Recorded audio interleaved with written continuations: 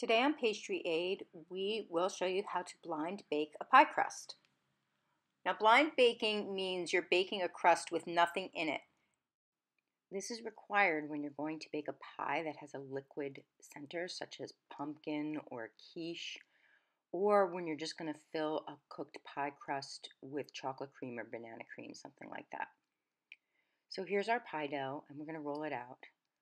Now, we do already have a video that explains how to roll a round and even pie crust, so we're not going to go through too much of that here, but we're going to get you started and show you how to roll the pie crust quickly. We start by pounding. Okay, we're going to keep pounding it until it's about a half an inch high, and then we'll start rolling it out until it is about an eighth of an inch thick. Not too thin or your dough could crack when it bakes. We'll fold it into quarters to get it into the pie plate. There we go. And then we unfold it. So next we're going to push the dough into the pie plate, and that's exactly what I'm doing. You don't want to stretch the dough or it may shrink when it's baking. Kind of lift it up and place it into the corners of the pie pan.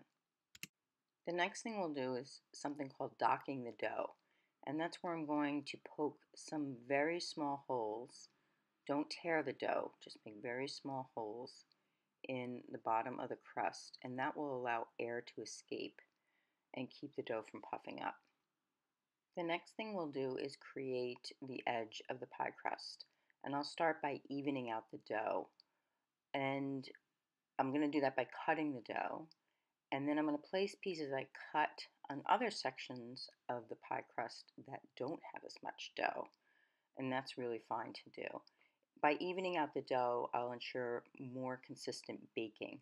And there won't be over browning in one spot and under browning in another spot. Now we're going to take all that overhang and fold it under. And by folding it under, we won't have a seam on top. It'll look a little prettier. We're going to go all the way around with that, and again doctoring up the sides that are not as thick as other parts as we go. And now we're going to create a fluted edge to the pie, and I do that with my two forefingers and my thumb. So I put a forefinger on either side of my thumb and press my thumb in. Then I take my first finger and put it where the second finger was and go in with my thumb again. So finger, finger, thumb, finger, finger, thumb, finger, finger, thumb, all the way around until we get to the end of the pie. Part of the reason for crimping it this way is to create a high side to the pie dough, so this will allow us to fit more filling into the pie. So there we go, we're done with that. We're going to put it in the refrigerator for about a half an hour to help the dough set. This will rest the dough and relax the glutens. We're now ready to put the pie crust in the oven to bake. Blind baking involves weighing down the crust so that it does not pop up in the middle and fall down on the sides while baking. Our method of doing this involves plastic wrap. You're going to take a long piece of plastic wrap and lay it along the crust in one direction with about 6 inches of plastic wrap overlapping. Then you're going to take another piece, lay it in the opposite direction, making a T with the plastic wrap on top of the pie. I'm adding one more piece just because I want to make sure all the crust is covered with plastic wrap. Then I'll press it down into the corners of the pie crust and fill it with dried beans, about a pound, which only comes up about halfway to my crust. So now I'm going to fill it with about a pound of rice.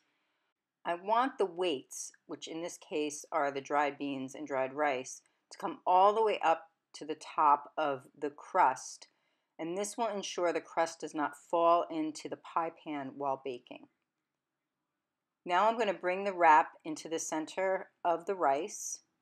I want to make sure the plastic covers itself and it's not wrapped too tightly. The plastic will shrink in the oven, so it needs to be wrapped loosely. Now it's ready for the oven.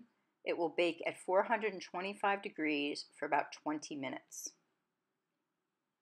Here it is after 20 minutes, and at this point I'm going to pull the rice pouch out of the middle. I just carefully lift up, making sure not to pull the pie crust with it. and it will remain a packet. And you can see that packet remains intact and can be used for the next pie crust that you blind bake. Now this is a little too blonde. It needs to go back in the oven to crisp up and brown.